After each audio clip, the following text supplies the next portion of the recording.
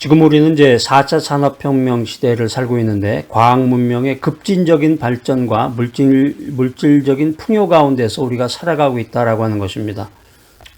제가 살고 있는 그 LA, 캘리포니아만 해도 지금 전기차가 굉장히 많아요. 우리가 보통 이제 휘발유차라고 그러죠. 휘발유. 한국에서 이제 휘발유를 주유소에서 넣게 되는데 미국에서 이제 휘발유를 가스라고 그럽니다. 한국에서 말하는 가스하고 미국에서 말하는 가스하고 그게 뉘앙스가 좀 다른데, 이 휘발유를 통해서 자동차나 이 기계를 움직이다 보면은 여러 가지 그런 문제점들이 많이 발생하기 때문에 그것을 이제 전기로 바꾸게 된다라고 하는 거죠. 우리 현대 사회가 이제 급진적인 발전과 물질적인 풍요 가운데서도 이렇게 이제 환경적인 어려움을 겪고 있는데, 더 나아가서 도덕성과 영성이 급속하게 타락하고 있는 시대에 우리가 살고 있다라고 하는 것입니다. 그렇기 때문에 하나님 중심으로 인생을 살아가는 사람들, 매일마다 기도하면서 신앙생활을 해나가는 사람들은 어떻게 이 시대의 죄악과 싸우며 복음을 증거할 수 있을까, 이 사실을 고민해야 됩니다. 더 나아가서 우리 주변에 있는 사회 환경도 심각합니다. 보건복지부 자료에 따르면은 우리나라가 이제 2017년에 65세 이상의 인구가 전체 인구의 14%를 차지하는 고령 사회에 진입을 했다, 이렇게 발표를 했었고, 2026년도가 되면은 65세 이상이 20%를 차지하는 초고령 사회로 진입하게 된다라는 리포트를 내놓고 있습니다. 이런 급격한 인구 절벽 현상도 우리가 안고 있는 사회적인 고민 가운데 하나입니다. 골프라는 것이 이제 많이 보편화가 돼서 골프 좋아하는 사람들은 낮이나 밤이나 언제나 골프를 생각한다고 합니다. 골프 코스에 보면은 해저드라는 것이 있어요. 해저드. 한마디로 얘기하면 이제 장애물인데, 골프 코스 여기저기에 장애물을 만들어 놔요. 그래가지고 나무를 갖다 놓기도 하고, 나무가 길을 막고 있기도 하고, 연못을 파놓기도 하고, 물웅덩이도 만들어 놓고, 벙커라 그래가지고 모래 구덩이도 파놓고, 이렇게 고난 코스를 만들어 놓는 거예요. 고난 코스, 해저드라는 게. 그런데 이제 골프를 즐기는 사람들이 여기에 대해서 불평하진 않아요. 왜 그러냐면 해저드라는 게 있기 때문에 이 골프가 참 재미있다, 이렇게 느끼는 거죠. 그러니까 골프 매니아들이 이야기하는 거는 골프 코스에 이런 해저드가 없이, 방해물이나 고난 코스가 없이 평범하고 쉬운 코스만 있으면 재미가 없다. 무슨 재미로 골프를 칠 것이며 또 어떻게 실력의 차이를 입증할 수 있겠느냐 하는 거예요. 우리가 인생 살아가면서 고난도 마찬가지입니다. 이 메시지 들으시는 분들 가운데서 고난으로 인해서 힘들어하는 사람들이 계실 것입니다. 또 앞으로 언젠가 고난이 찾아오게 될 경우도 있을 것인데, 건강이 나빠져서 수술대에 오르거나 불구의 몸으로 남은 인생을 살아가기도 합니다. 또 돈이 없어서 재정적인 어려움 때문에 마음고생을 하기도 하고, 앞이 보이지 않는 암담한 장래의 문제로 인해서 깊은 시름에 빠지기도 하고, 불편한 인간관계 때문에 사람 대하는 것이 두렵고, 우리가 불확실성의 시대를 살아가면서 이제는 자연재해와 같은 재난도 국가적인 고난을 가져다주는 시대에 우리가 살고 있는 것입니다. 그렇기 때문에 우리가 믿음으로 살아가는 우리 성도들은 고난에 대한 성경적인 의미를 우리가 알아야 되겠습니다. 고난에 대한 성경적인 의미를 찾아보면서 우리 크리스찬들이 고난의 문제를 어떻게 해석하고 어떤 방식으로 그 문제를 해결해 나갈지에 대한 지혜의 말씀을 얻어야 되겠습니다. 신약성경 베드로전서 1장 7절 말씀입니다. 너희 믿음의 확실함은 불로 연단하여도 없어질 금보다 더 귀하여 예수 그리스도께서 나타나실 때에 칭찬과 영광과 존귀를 얻게 할 것이니라.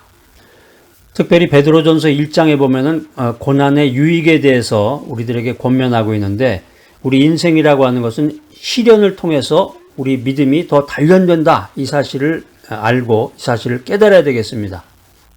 우리가 믿음 생활하면서 고난을 이겨내는 비결이 뭐냐?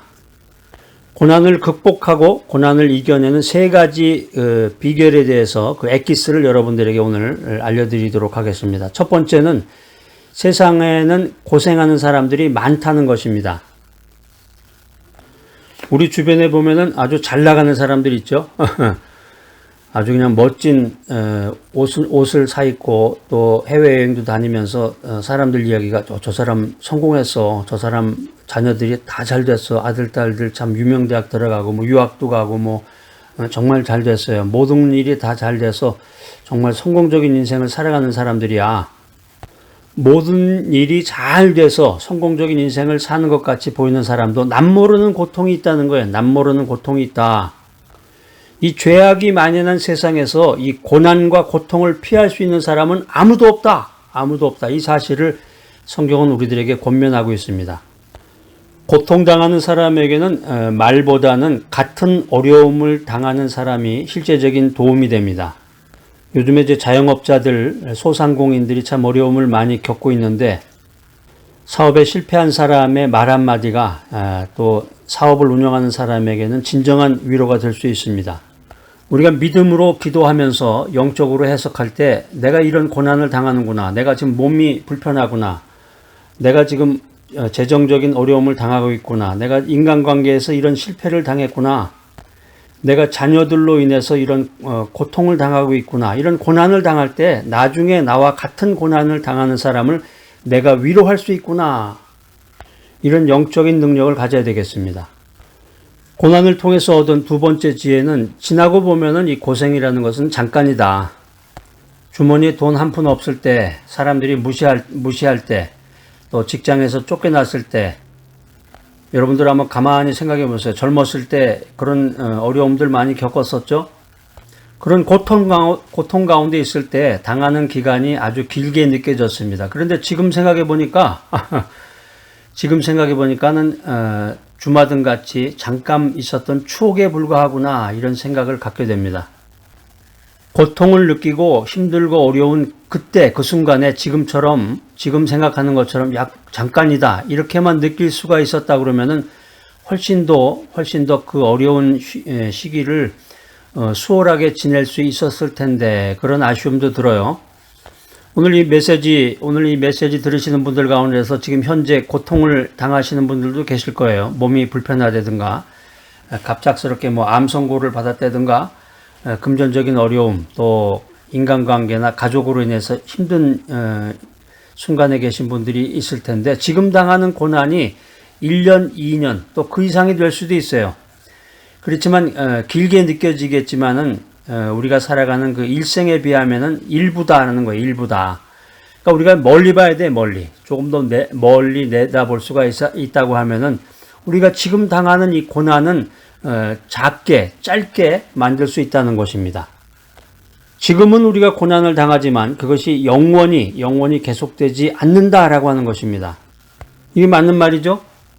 아니 우리가 지금까지 인생 살아온 것을 가만히 생각해 보면은 10대는 뭐 잘 기억이 안 날 수도 있겠지만 20대 뭐 어려움 겪고 30대, 40대 이렇게 쭉 생각해 보면은 그때 어려웠던 것이 뭐 지금까지 이어지지 않잖아요. 전도서에 나와 있는 말씀대로 고통스러울 때가 있고 잘 풀릴 때가 있어서 인생은 이런 것들이 서로 교차한다는 것입니다. 남녀관계도 그래요. 남녀관계도 서로 진한 사랑을 가지고 좋은 감정을 가지고 서로 대화 나누고 사랑을 주고받는다 그래도 언제나 그 좋은 것이 이어지는 게 아니고 문제가 생긴단 말이에요. 문제가. 좋은 감정으로 뜨거운 사랑이 내게 올 수도 있고 또 어떤 날은 쓰디쓴 독약과 같은 순간이 나에게 밀려올 수도 있습니다. 근데 그런 것들을 어려운 문제라고 생각할 것이 아니라 문제를 해결해 나가야 된다. 문제를 해결해 나가면은 고통과 고난의 시간이 지나가고 확실하게 평온한 시간이 다시 나에게 다가온다. 이것이 인생의 지혜입니다. 우리가 흔히 이제 세월이 약이다 이런 말을 많이 하는데 이건 참 우리가 인생 살아가면서 굉장히 중요한 명언 중에 하나인데요. 신비스럽게도 세월이 흐르다 보면은 우리가 고통과 어려움 가운데서 다시 일어날 수 있는 힘을 얻게 됩니다. 상처는 치유가 되고 마음에는 평강이 깃들고 뿌리 깊은 희망이 나도 모르게 솟구쳐 올라오는 것을 경험하게 됩니다. 그래서 세월이 약이 돼서 우리를 치유해 준 것입니다. 전능하신 하나님께서는 인간의 몸에 자연 치유력을 담아두셨습니다. 그래서 몸에 병이 들었다가도 잘 쉬어주면 치유가 되는 것을 우리가 경험하게 됩니다. 세월이 약인 것입니다. 세월이 약이다. 인생도 마찬가지인데 때론 인생이 병들게 되는데 인생 안에 하나님이 담아두신 이 자연 치유력이 있어서 세월이 흐르면 다시 회복되는 것을 우리가 알고 깨닫게 됩니다. 그래서 세월이 약이다 이런 말을 하게 되는 것입니다. 고난을 통해서 얻은 세 가지 지혜. 첫 번째는 뭐라 그랬어요? 세상에는 고생하는 사람들이 많다. 모두가 잘 나가는 것 같지만 남모르는 고통을 당하고 있다. 두 번째는 뭐였어요? 지나고 보면은 고생이라는 것은 잠깐이다. 전도서의 말씀대로 고통스러울 때가 있고 또 일이 잘 풀릴 때가 있어서 인생이라고 하는 것은 이런 것들이 서로 교차되는 것이다. 그리고 세월이 약이다. 마지막 세 번째는 고생은 사람을 성장하고 성숙하게 만들어준다. 우리가 사회생활이나 인간관계를 맺다 보면은 진짜 어렸을 때 고생해보지 않고 자란 사람 있죠? 공주님처럼 성장을 했다든가 또 왕자님처럼 대우를 받으면서 자랐다든가 고생을 해보지 않고 큰 사람들은 확실히 티가 나요. 어떤 문제가 생겼을 때 그 문제 해결 능력이 없는 거야. 그러니까 살아가면서 고생 안 하고 살아가는 것이 행복한 것처럼 보이지만 사실은 길게 보면은 세월이 지나고 보면은 성숙한 사람이 되지 못한다. 고생을 경험해 보지 않으면 성숙하지 못하고 인격적으로 거듭나지 못한다. 이것을 확실히 알게 됩니다. 그러니까 이 고난이라고 하는 것은 인생의 성숙에 있어서 필수적인 요건이 된다라고 하는 것입니다. 그래서 젊어 고생은 사서도 한다. 이런 말도 있어요. 위대한 사람들의 그 일생을 생각해 보면은 인생을 평안히 안주하려는 사람에게는 한 세상 왔다 가는 길에 큰 일을 할 수 없다. 이것을 알게 됩니다. 인생이 바닥으로 떨어졌을 때, 어려움이 찾아왔을 때 나타나는 모습이 바로 나의 진정한 모습이다라고 하는 것입니다. 어떤 사람이 믿음이 좋다. 귀한 신앙생활을 하고 있다. 그런데 어려운 상황이 닥쳤을 때 그 사람의 믿음이 흔들리는가 흔들리지 않는가 이것을 우리가 눈여겨봐야 될 것입니다. 사랑하는 두 남녀가 있다. 진정으로 사랑한다. 뜨겁게 사랑한다. 그렇지만 어려운 상황이 닥쳐왔을 때 과연 그 사랑이 흔들리지 않는가 이것을 눈여겨봐야 되는 것입니다. 큰 어려운 가운데에서도 의연하게 큰 어려움이 닥쳐왔을지라도 의연하게 대처하고 꿋꿋이 신앙생활을 하는 사람이라면은 그 사람의 믿음은 좋은 것이다. 그것이 바로 진짜 그 사람의 모습이다. 사랑하는 두 남녀의 관계에서도 어려운 일이 생기고 문제가 생겼을 때도 의연하게 대처하면서 지속적인 관계를 유지해 나간다. 바로 그것이 그 사람의 사랑의 진정한 모습이다라고 하는 것입니다. 어려움이 생겼을 때, 문제가 생겼을 때 그 문제를 그냥 덮어버리려고만 한다. 원래부터 그 사람의 생각이 그랬던 거죠. 신약 성경에 보면 이 베드로 사도도 고난을 당하면 고난 때문에 우리가 온전하게 되고 굳게 되고 강하게 되고 터가 견고해진다 이렇게 말하고 있습니다. 자, 신약 성경 베드로전서 5장 9절 10절 말씀 한번 읽어보겠습니다. 너희는 믿음을 굳게 하여 저를 대적하라. 이는 세상에 있는 너희 형제들도 동일한 고난을 당하는 줄을 알미니라. 모든 은혜의 하나님 곧 그리스도 안에서 너희를 부르사 자기의 영원한 영광에 들어가게 하시니가 잠깐 고난을 받은 너희를 친히 온전케 하시며 굳게 하시며 강하게 하시며 터를 견고케 하시리라. 아멘.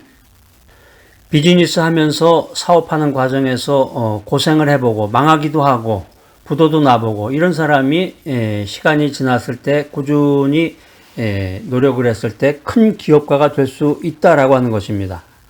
직장이나 사회에서도 별일 없이 지내는 사람보다도 평탄하게 아무 일이 없이 지낸 사람보다도 여러 가지 어려움을 겪으면서 경험을 쌓은 사람만이 인정을 받을 수 있는 것입니다. 사랑하는 남녀도 마찬가지예요. 아무 일 없이 그냥 토닥거리는 일도 없이 무슨 문제도 생기지 않고 평온하게 지나간다. 이런 관계보다는 문제를 극복하고 문제를 해결해 나갈 때 그 사랑이 더 깊어지는 것입니다. 우리가 흔히 이제 비 온 뒤에 땅이 굳어진다 이런 말을 하는데, 비가 오면은 당장 땅이 패이고 질척거리고 그런 어려움을 겪지만은 비가 그치고 나면 어떻게 돼요? 흙이 마르면서 땅이 더욱더 단단해진다는 거예요. 그러니까 사람도, 인간관계도, 우리가 인생도 힘들고 어려운 일을 겪은 뒤에 그만큼 속이 차고 단단해진다는 것입니다. 자, 오늘 이 메시지 들으신 분들 가운데서 인간관계에서 실패하신 분이 계시다 그러면 비 온 뒤에 땅이 더 굳어진다. 이 지혜로운 말씀을 마음에 새겨 놓으시기 바랍니다. 믿음도 마찬가지예요. 신앙적으로 고난을 당해본 사람의 신앙이 더 든든합니다. 우리가 종교사에 보면은 이제 초대교회 때 기독교라고 하는 것이 이런 인정도 받지 못하던 시절에, 로마 시대 때는 예수를 믿는다, 기독교인이다 그러면 잡아가지고 사자의 밥이 되기도 하고 엄청난 시련과 핍박과 고난을 당했는데, 그때 믿음의 사람들, 신앙인들이 더 큰 믿음을 가졌다. 이걸 우리가 알 수 있죠. 우리 믿음의 사람들은 이 세상 일이 우연하게 이루어지는구나 이런 생각하지면 안 되겠습니다. 이 세상 일이라고 하는 것은 하나님이 주관하시는구나, 하나님이 창조주시구나, 이런 자세로 고난을 이긴다면 오히려 고난과 어려움은 우리에게 유익이 됩니다. 자, 오늘 이 귀한 메시지 들으신 여러분들, 현재 당하는 어려움과 고난을 믿음으로 바르게 대처해서 승리하는 귀하고 복된 여러분 모두가 되시기를 간절히 기대합니다.